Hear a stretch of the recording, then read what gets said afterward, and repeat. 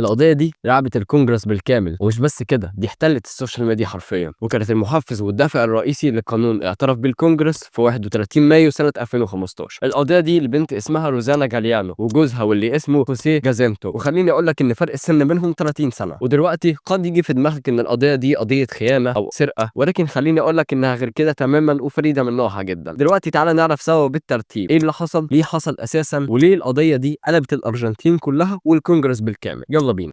البداية في بيت في حي الريمانزو في بلد ديلا كروز، والبلد دي هي بلد ريفية بعيدة 80 كيلو متر عن العاصمة الأرجنتينية بوينس إيرس. وركز في البلدين دول كويس. الساعة 9 روزانا واختها مونيكا في البيت ومستنيين خوسيه جوزها هو وأطفالها يرجعوا من بره، ولكن توصل رسالة من خوسيه لروزانا يقول لها فيها إن ابنها تعب وعنده الحمى ولازم يطلع بيه على المستشفى حالا. روزانا تبدأ تخاف على ابنها وتبعت أكتر من رسالة لخوسيه علشان يطمنها، ولكنه يختفي تماما، ونفضل كده لحد الساعة 10. الساعة تيجي 10 وخوسيه يتصل على روزانا، ولكن روزانا ما تسمعوش كويس وتطلع بره علشان تسمع خوسيه بيقول ايه. واول لما تطلع تلاقي حد بيضرب رصاص عليها من بعيد وتقع على الارض، وتمر دقايق وتودع الحياة. الموضوع دلوقتي بالنسبة لها غير طبيعي، وتبدأ التساؤلات زي مين اساسا اللي قتل روزانا، وايه هدف القاتل، واشمعنى الوقت ده. تعال بقى نرجع لورا خالص ونبدأ الاول من عند روزانا وهي الضحية بتاعتها. الاسم بالكامل وهو روزانا إيديس رودريجيز جاليانو. اتولدت في 24 نوفمبر 1978، وهي كانت اصغر اخواتها الاربعه. كمان ابوها رونالدو جاليانو كان عنده ورشه لتصليح العربيات وكان شاطر جدا في شغلانته. كمان امها جراسيلا رودريجيز كانت شغاله مدرسه في مدرسه ثانويه قبل ما تخلف روزانا واخواتها، ولكن بعد الخلفه تقرر انها تسيب مهنه التدريس تماما وتتفرغ لعيلتها وبيتها. روزانا بطبيعتها كانت بتحب الفرحه والضحك والهزار والحركه، وكانت شخصيه تتحب جدا، وكان عندها اصحاب كتير جدا في المدرسه، وكانت موهوبه بالفطره في الرسم، وكان حلم حياتها انها تبقى رسامه او مهندسه ديكور داخلي. فضلت مصره وشغاله على حلمها لحد ما دخلت الجامعه الوطنيه للفنون في الارجنتين. وبعد التخرج كان زمانها تقريبا محققه كل احلامها لولا حاجه واحده بس، وده لان في يوم من الايام في سنه 2001 يجي راجل معاه عربيته عطلانه لورشه والد روزانا، وده لانها كان فيها مشكله معقده جدا ومحدش قدر يحلها، ويوافق ابو روزانا انه يصلحها ويحدد العطل اللي فيها ويتفقوا على كل التفاصيل. الراجل ده في نفس الوقت اللي بيتفق مع ابو روزانا على كل حاجه تخص حل العطل، تيجي روزانا وهي جايبه الاكل لباباها في الورشه، ووقتها يعجب بيها جدا. ومن وقتها يبدا الراجل ده انه كل يوم يروح الورشه بحجه انه بيتابع عمليه التصليح العربيه وبيشوف ايه اخر الاخبار، ولكن كان دايما بيجي في وقت الغداء بالذات، وده طبعا وبكل تاكيد علشان يقابلها تاني. ولكن في سؤال هنا منور جوه دماغك، وهو مين الراجل ده وايه قصته؟ خلينا اجاوبك عليه ونرجع نكمل. الاسم بالكامل وهو خوسيه جاسينتو أرزا. اتولد في 28 نوفمبر 1948 في منطقة ريفية تحديدا في شمال غرب الأرجنتين، وكان والده اسمه بيدرو وكان إيطالي، وأمه اسمها إلسا وكانت يونانية. خوسيه قضى معظم شبابه وطفولته في نابولي وجزيرة كريل اليونانية. كمان والده كان ليه علاقات قوية جدا بعالم الجريمة، وبسبب كده قدر يجمع ثروة كبيرة بسبب أنشطة غير قانونية مختلفة لحد ما اتقتل في ظروف غامضة، واللي اتقال إنها جريمة قتل متدبرة من حد. وطبعا من شبه أباه فيما ظلم. خوسيه في الوقت ده كان مسجون، وده بتهمة تهريب مواد غير مشروعة، والعقوبة دي استمرت لحد سنة 1996. بعد ما خلص خوسيه عقوبته وطلع من السجن، راح هو ووالدته على الولايات المتحدة، ولكن خوسيه كان مهاجر هجرة غير شرعية بسبب سجله الإجرامي، ووالدته خدت الجنسية الأمريكية واشترت بيت في ولاية بوسطن وراحت استقرت مع اختها. في الوقت ده خوسيه كان اتجوز مرتين وطلق، وقرر انه يبدا حياته من جديد، وقطع كل اتصالاته وعلاقاته بطريقاته او اولاده او اي حد حتى يعرف، وسابهم كلهم وهرب واتجاهل عن الماضي كله تماما وتهرب من سجله الاجرامي. نرجع بقى لوقت معرفة خوسيه بروزانا، واللي كان عمره عدى ال50 سنة، وكان عنده أكتر من عقار في عاصمة الأرجنتين وهي نفس البلد اللي قابل فيها روزانا، وكان عنده 3 عربيات غاليين جدا وبيلبس لبس غالي، يعني حرفيا كان بيعرف يرسم شكله ومظهره ويعجب كل اللي حواليه. وبالفعل قدر خوسيه إنه يوقع روزانا في حب وياخدوا ارقام بعض، وتتطور علاقتهم هما الاتنين بسرعه جدا، وبداوا انهم يتقابلوا في السر من غير ما يعرفوا عيله روزانا، لحد ما روزانا قررت انها تعرف اختها الكبيره مونيكا. ولما مونيكا عرفت كل حاجه قالت لروزانا انها خايفه جدا، ولكن يفضل ان الامر يفضل سر بينهم هما الثلاثه. وبعد 6 شهور من العلاقه دي يروح خوسيه ويطلب من عيله روزانا انه يتجوز روزانا. في الوقت ده ابو روزانا يتصدم من الطلب ده جدا، وام روزانا تاخد بنتها وتنبهها انها تتجوز واحد اكبر منها، وده لان روزانا كان عندها حوالي 22 سنه وخوسيه كان عنده 52 سنه، يعني في فرق 30 سنه كاملين. وقتها روزانا اتردت شويه من كلام والدتها، ولكنها ترد على والدتها وتقول لها انها بتحب خوسيه، ولكن والدتها تشك ان في حاجه غلط وما تطمنش، وده لان روزانا كانت متوتره جدا، ووالدتها شكت ان خوسيه جاب روزانا على الجواز منه. ولما والدة ووالد روزانا يواجهوا خوسيه بفرق العمر بينه وبين روزانا، يقول لهم ان الاعمار ملهاش علاقه بالحب، وانه ما ينفعش يكون السبب في انه يمنع اسره من انها تتكون. وهنا تختار روزانا اسوأ اختيار في حياتها كلها. في آخر سنة 2001 وبعد ما عدى 7 شهور بس من التعارف بينهم وشهر واحد من طلب خوسيه للجواز من روزانا، وفي خلال الشهر ده كل شيء كان واضح من بره إنه مثالي. ووقتها خوسيه كان مهتم اهتمام كبير جدا بمراته اللي الفرق بينه وبينها 30 سنة، وكان بيتصرف معاها على إنه عاشق والهام بيها، وكان بيحاول يفرحها بكل الطرق الممكنة. وخوسيه كان عامل لها فرح كبير جدا، وكمان جاب لروزانا هدايا كتير وغالية جدا، وخطط لشهر عسل رومانسي على شاطئ البحر، وده اللي خلى روزانا تشوفه زوج مثالي جدا. ومش بس روزانا، ده روزانا وعيلتها كلها وكل اللي يعرفها. واتجوزت روزانا فعلا من خوسيه، وبعدها راحت عشان تعيش معاه في بيته. وفي سنة 2002 روزانا وخوسيه يخلفوا أول طفل ليهم، وهو ولد سموه باسم جيرونيمو. ومن هنا تبدأ مرحلة جديدة من حياة روزانا وخوسيه. أول لما الطفل ده جه علشان ينور حياتهم، يحصل العكس تماما، والحقيقة كلها تبان. خوسيه بقى محاصر روزانا في كل مكان حتى جوه البيت، وبدأ إنه يفرض سيطرته على كل تفاصيل حياتها اليومية. وكمان ما اكتفاش بكده، ده بقى بيراقب كل مكالمات التليفون بتاعتها، ومنعها من إنها تتواصل مع أي حد حتى عيلتها نفسها. وفجأة تلاقي نفسها معزولة تماما عن العالم والبشر كلهم. في البداية روزانا كانت بتحاول إنها تخبي معاناتها عن أهلها، وده لأنها كانت فاكرة إنها تقدر تحتوي وتسيطر على الوضع، وإن كل مشاكل جوزها تتحل مع الوقت تلقائيا، وبالذات إنهم خلفوا أول طفل ليهم. ولكن الواقع كان قاسي جدا عليها بالحقيقة، وده لأن خوسيه ظهر لها شخصيته الحقيقية، وهو إنه راجل غيور ومتلاعب وشديد السيطرة وعدواني جدا في التصرفات. وده كان الواقع المر اللي عرفته روزانا متأخر. خوسيه بدأ إنه يشتم روزانا، وبقت عادة يومية بينهم إنه يشتمها. كمان كان بيهين روزانا باستمرار، وكمان بيشتم عيلتها كلها، وكمان كان بيقول لها بكل وقاحة إنه أنقذها من الحضيض أو العيشة اللي هي كانت عايشاها مع أهلها، وكان بينبهها إن كل اللي هي عايشة فيه هو السبب فيه، وإنها تشكره دايما على اللي هو بيعمله معاها مهما عمل فيها. تقريبا عايزة تعامله معاملة عبد عنده. ومع الوقت شعور الخوف بالنسبة لها بقى عدم لازمها دايما، وبقت بتحاول انها تتجنب ضربه او انها تعصبه حتى علشان تعرف تعيش معاه، وتتمنى انه يتحسن ويبقى كويس. ومن كتر خوف روزانا على جوازها من الفشل، وصلت لانها قطعت علاقتها تماما بعيلتها كلها. ولكن كل ده ما كانش كفايه. خوسيه ما كانش محتاج اي سبب عشان انه يتعصب او يزعق او يشتم. ومع الوقت بدأ خوسيه يضرب روزانا بشكل شبه يومي، وكان واضح جدا انه بيستمتع بالسلطه المطلقه بتاعته دي على روزانا. وفضلت روزانا عايشه طول حياتها في خوف مستمر معاه، عاجزه عن انها تاخد اي قرار ليها، ودايما متعلقه بان الوضع هيتحسن في يوم من الايام، وعلاقتها بجوزها هتتحسن، وهيبطل يضربها او يشتمها او يهينها باي شكل من الاشكال. ولكن الموضوع ما حصلش. بالنسبة لسجل خوسيه الإجرامي، فكان عنده أسلحة نارية في البيت، وكان من ضمنهم مسدسات، وكانوا دايما متعمرين وجاهزين للضرب، وكان بيحب يتباهى بيهم جدا قدام الضيوف. وكمان ما وقفش هنا، ده كان بيهدد روزانا بكل الأسلحة دي باستمرار، ويحذرها من إنها تجادله أو حتى تفكر في إنها تسيب البيت. وفي يوم من الايام اخو روزانا واللي اسمه اوسكار حصل التهديد ده قدامه لاخت من خوسيه، واللي حاول انه يوصل لاخته ولكنه ما عرفش، وحس بالقلق عليها جدا، فقرر انه يروح لها البيت. ولكن لما يوصل يلاقي باب البيت مفتوح، واول لما دخل اوسكار يترعب من المنظر اللي شافه. خناقه عنيفه جدا من خوسيه وروزانا، وخوسيه شغال عمال يهين في روزانا وعيلتها كلها، ويضربها بالقلم اكتر من مره، ويرفع المسدس في وشها ويمسكها من شعرها ويضغط بالمسدس على وشها، ويقول لها ببرود مخيف انه هيفرح جدا لو ضرب الطلقه دي دلوقتي فيه. في اللحظه دي اوسكار يتدخل فورا، ويحاول يحط نفسه بين اخته وخوسيه علشان يحميها، وهدده ان لو ما نزلش المسدس وساب اخته هيتصل بالبوليس، وطلب من اخته روزانا انها تاخد ابنها وتروح معاه. ولكن تحصل مفاجاه غريبه جدا. في اللحظه دي روزانا ترفض الخروج مع اخوها، وانها ترجع لبيت عيلتها تاني، وقالت لاخوها انها هتفضل مع جوزها، وطلبت من اخوها انه يمشي وما يتدخلش ومالوش دعوه بحاجه، وان دي حياتها الزوجيه وهي عارفه هي بتعمل ايه. وقتها اوسكار من كتر صدمته مشي وسابها، ولكن ضميره أنبه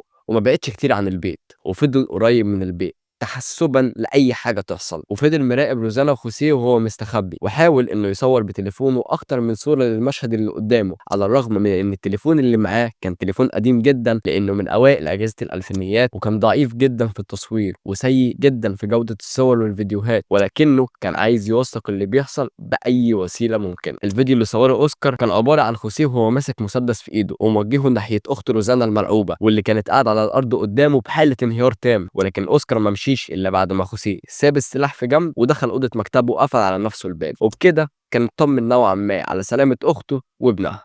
في سنة 2006، ورغم استمرار الخوف والتوتر المتواجد جوه البيت، خلفت روزانا من خوسيه طفل تاني وكان ولد وسموه مينو، وبكده يبقى معاها طفلين. وفي المرحلة دي روزانا استخدمت كل طاقتها علشان تنقذ جوازها ويبقى سليم وآمن ليها ولأولادها، علشان عيالها اللي خلفتهم يعيشوا في أسرة مستقرة وهادية والأسرة كلها عايشة مع بعض. ولكن في الواقع مفيش أي حاجة تتغير، ويفضل خوسيه مستمر في قسوته وإساءته ليها بكل الطرق. بل كمان الوضع زاد تعقيد، وده بسبب العلاقة غير العادية اللي كانت رابطة خوسيه بوالدته إلسا. وعلى الرغم من إنها كانت إقامتها في الولايات المتحدة، إلا إنها كانت بتسافر كتير جدا للأرجنتين وتفضل عايشة في بيت ابنها لفترات طويلة مع ابنها خوسيه ومراته روزانا. وقد تظن إن المدة دي أسبوع أو أسبوعين، ولكن حابب أقول لك إن المدة دي كانت بتطول أوقات لشهر أو شهرين ويمكن أكتر، وده اللي خلى وجودها عبء نفسي ضخم جدا على روزانا. كل زيارات إلسا تحولت لروزانا مشاكل مستمرة يومية، وده لأنها بقت مجبرة كمان على خدمة حماتها إلسا، وإنها كمان تتحمل الإهانات والانتقادات المستمرة اللي حماتها بتقولها لها. ومن ضمنها إن إلسا دايما بتقول لروزانا إنها أم مهملة وسيئة جدا،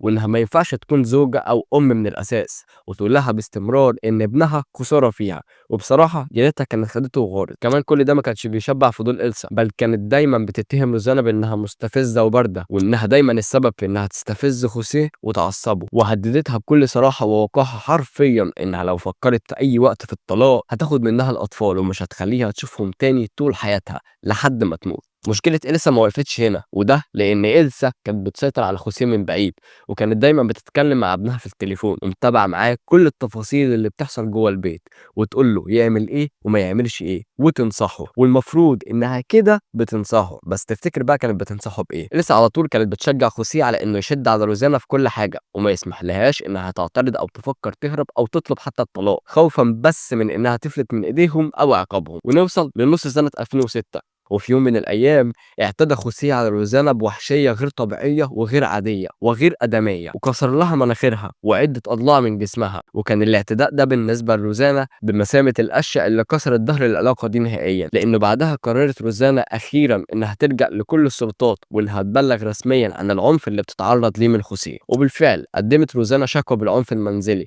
وتعمل لها فحص طبي شرعي كامل، والتقرير بتاعه وثق قدمات وإصابات متعددة في مراحل شفاء مختلفة، وده اللي كشف عن شكل ونمط واضح من الاعتداء الجسدي اللي بيحصل كل فترة.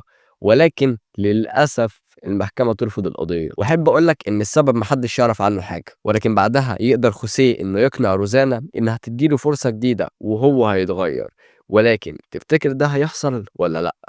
أحب أقولك إن روزانا وافقت إنها تعيش مع خوسيه مرة تانية، وبالفعل إنه ما يتغيرش نهائيا، ولكنها في المرة دي بدأت تقول تفاصيل كل حاجة بتحصل لها لأختها الكبيرة مونيكا، وفي الوقت ده تنقل مونيكا كل حاجة بتحصل لجوزها، وفضلت محتفظة بكل الرسائل اللي بتوثق التهديدات اللي استلمتها من خوسيه ووالدته إلسا. بعدها حاولت روزانا أكتر من مرة إنها تهرب من الجحيم اللي هي عايشة فيه، وفي مرة من المرات قدرت إنها تاخد الطفلين وتستخبى في بيت أختها لأكتر من يوم، ولكن خوسيه كان عمال يهددها بالقتل أو بإنه ياخد منها أطفالها ويحرمها منهم للأبد. والتهديدات دي ما رجعتش روزانا المرة دي بس، دي رجعت روزانا لخوسيه أكتر من 5 مرات، ودي شهادات اتقالت لناس قريبين جدا من العيلة ومن روزانا. ولكن روزانا ما تسكتش. في نهاية سنة 2007 روزانا قررت تعمل دعوة طلاق، وبالفعل خدت أمر قضائي منع خوسيه من إنه يقرب منها أو من أطفالها بأي شكل، غير إن خوسيه رفع دعوة مضادة علشان يطالب بحقه في الزيارة. وللأسف المحكمة تعمل جدول صارم للزيارات دي، وإنها تتم داخل جوه بيت ريفي مهجور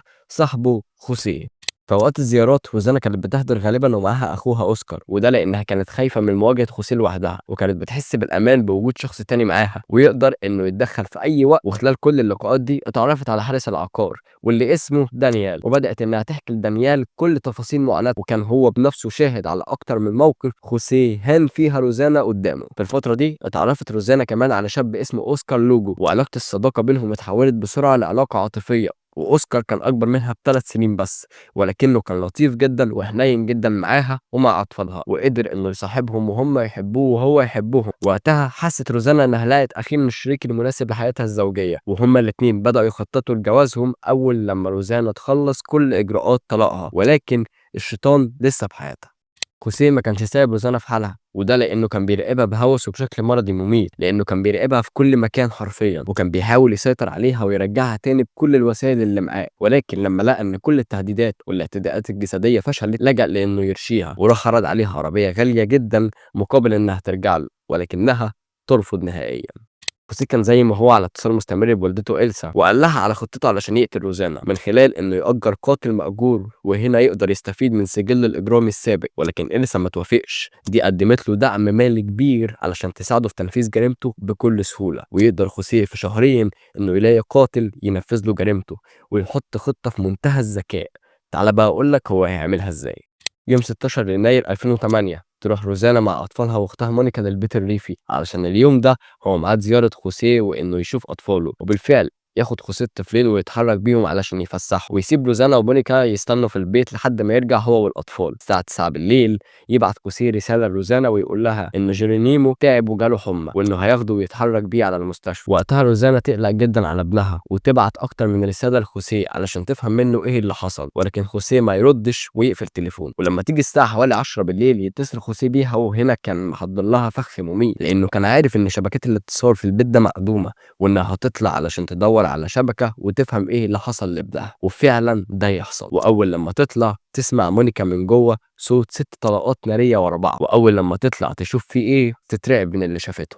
مونيكا شافت شخص بيهرب من البيت، ولقت اختها روزانا مرمية على الارض بتنزف جامد جدا، وحاولت انها ترجع للبيت عشان تكلم الطوارئ، ولكن تلاقي الخط مقطوع. وفي وقتها تكلم اخوها اوسكار وتطلب منه انه يبلغ البوليس والاسعاف حالا ويجيلهم على البيت الريفي علشان يلحقوا اختهم. روزانا تتصف صدرها ورقبتها، وبالفعل اللي يكون صاب جسمها 6 رصاصات، ولكن الاصابات كانت قاتله لدرجه ان بمرور دقايق بس كانت روزانا ماتت وقطعت النفس نهائيا. طبعا العيله كلها كانت متاكده من اللي عمل كده وان خوسيه بلا شك، وبالفعل يتم استجواب خوسيه في نفس الليله، ولكنه اتظاهر بالصدمه وكان معاه دليل يثبت فيه وجوده في مكان تاني وقت الجريمة، وده بس علشان يبعد عنه كل التهم. وبالفعل يتم الإفراج عنه مؤقتا، وده لحد استكمال كل التحقيقات. وكانت عيلة روزانا كلها خايفة من استعمال خوسيه للرشوة علشان يهرب من العقاب، ولجأت عيلة روزانا لكل وسائل الإعلام علشان يحققوا العدالة على اللي قتل بنتهم. لكن الأمر اتقلب ضدهم، ولقوا نفسهم بيواجهوا منظومة قاسية جدا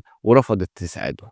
في الوقت ده خوسيه راح عين محامين مشهورين ليه، وعمل حملة إعلامية كبيرة جدا عشان يشوه سمعة طريقته وعيلتها كلها. وده تم في عدة مقابلات صحفية أظهر فيها نفسه كضحية، وقال إن روزانا كانت غير مخلصة ليه، وقال إن اللي قتلها ممكن يكون حد من عشاقها علشان يستغل علاقتها مع أوسكار ويأكد كلامه، وقد يكون هو صاحب المصلحة الحقيقية في موتها. كمان خوسيه وجه اتهامات مباشرة لأخت روزانا مونيكا، وقال إنها كمان ليها طرف في الجريمة، وإنها ما حاولتش تنقذ أختها اللي كانت بتموت قدامها، وإنها بس كلمت أخوها بدل ما تطلب الإسعاف. وده غير إن مونيكا اتعمل لها تحقيق شامل ودقيق، ولكن السلطات ما لقتش أي آثار للبارود على هدومها أو إيديها. وكمان الطلقات اللي اتضربت هي من مسدس عيار 45، وده سلاح تقيل صعب على واحدة رفيعة زي مونيكا إنها تستخدمه أصلا، وده لا في أي علاقة ليها بالجريمة نهائيا. ولكن فضل خوسيه مكمل في روايته، وقال ان روزانا كانت على علاقه بحارس عقار البيت الريفي، ولكن في ظل كل ده حارس العقار دانيال اللي اتكلمنا عنه يعترف بشهادته قدام المحكمه في اغسطس 2007. والتحقيق فضل شغال ببطء، وكل شهادات الشهود مع المذكرات التفصيليه اللي كانت مع مونيكا والصور والفيديوهات اللي موجوده على تليفون اوسكار وبلاغات قديمه قدمتها روزانا للبوليس بخصوص العنف المنزلي، ومعاها سجلات طبيه تؤكد اصاباتها المتكرره. وعلى الرغم من ان خوسيه كان المشتبه به الرئيسي في قتل طريقته روزانا،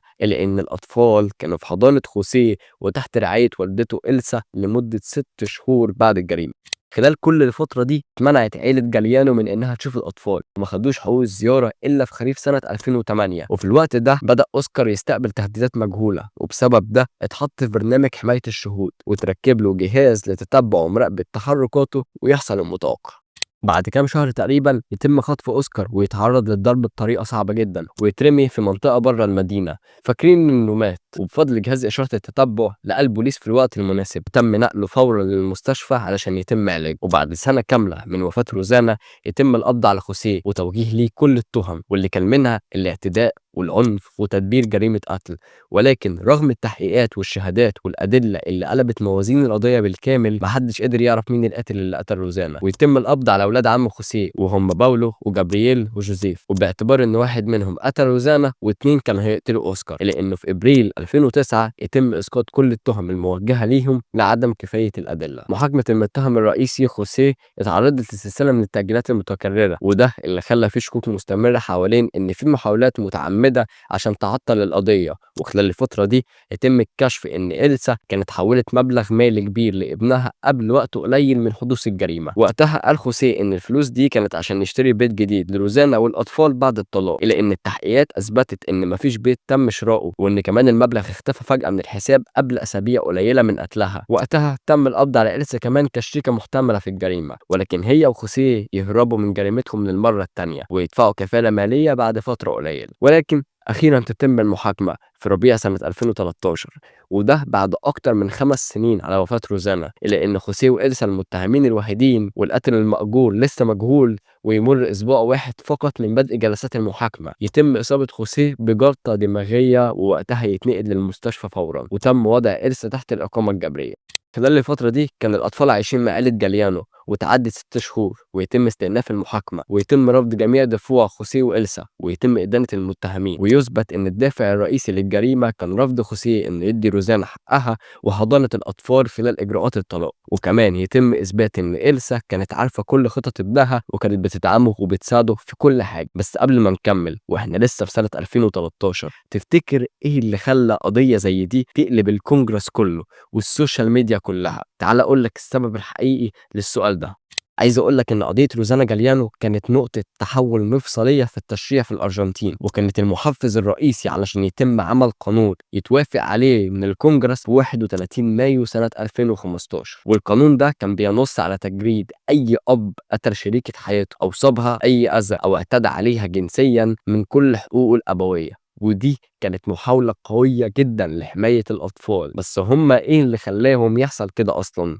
خليني اقول لك ان في نوفمبر 2013 كان خوسيه وإليسا تم الحكم عليهم بالسجن المؤبد، وفي سنة 2015 تم تخفيف العقوبة إلى الإقامة الجبرية. والسبب في تخفيف عقوبة إليسا هو سنها الكبير، وخوسيه كان اتعرض لجلطة دماغية حادة مرة تانية. وخلال الفترة دي كان الأطفال تحت رعاية أخت إليسا الصغيرة. في الوقت ده عائلة جاليانو ما بطلتش انها تطالب بإلغاء كل المزايا اللي خدها خوسيه، واعتبرت ان كل المزايا دي تعتبر ظلم مستمر للعيلة والطفلين. كمان والدة روزانا كان ليها حق الزيارة مرة كل اسبوعين، الا ان الزيارات دي في كتير من الاوقات كانت بتفشل. وقال اوسكار انهم في كل مرة بيحاولوا يشوفوا فيها الاطفال كان خوسيه او إليسا يخرجوا يقولوا لهم ان الاطفال مش عايزين يشوفوهم. وقدرت عائلة روزانا انها تاخد حقوق الزيارة القانونية للطفلين في اول سنة 2017، ووقتها كان الاطفال كانوا في سن المراهقة.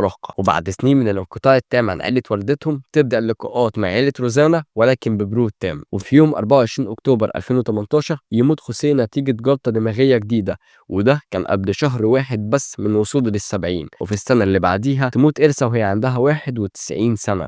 كده أنا خلصت، سلام.